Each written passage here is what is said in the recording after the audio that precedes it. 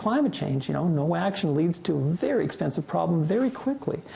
It's a stark warning from scientists. If we don't do something about antibiotic resistance, hundreds of thousands will die, and it will cost hundreds of billions of dollars to fix it. When you add up the numbers over the 30 years, it's close to 400,000 Canadians dying in 30 years of this. It's $400 billion. It's $120 billion to the hospital setting. So the numbers just get astronomical. Microbiologist Brett Finley and other experts in the field spent 3 years researching the socio-economic impacts of antimicrobial resistance in Canada.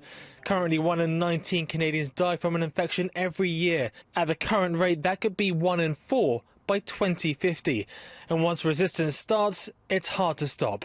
And so the more you use antibiotics, the more you get resistant. And once the gene is out of the bottle, you can't put it back. Once resistance is out there, even if you don't use it for 20 years, it'll be resistant the second you use it.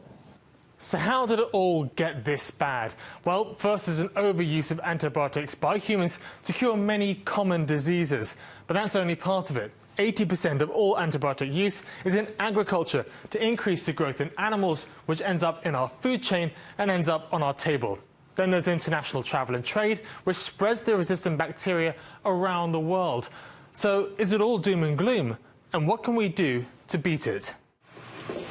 One of the ways is this: preventative methods like washing your hands. Scientists are also looking at tracking the resistant microbes around the world, as well as using new experimental methods that don't involve antibiotics to curb the rise in resistance. And already, they're having some success. We're starting to see decreases in asthma rates of kids because we're not using these antibiotics as much anymore. So there is hope there. I think this is just a wake-up call. We've got to do something. We can't just leave it to the next generation. Public Health Canada, which commissioned this report, reacted to the findings, saying the conclusions of the report underscore the seriousness of AMR, its impacts on the healthcare system, and the need for coordinated action across multidisciplines and sectors. The findings will help inform action by government and health stakeholders to tackle this growing public health threat. In the meantime, Brett and his colleagues are hoping the government acts sooner rather than later, before it's too late.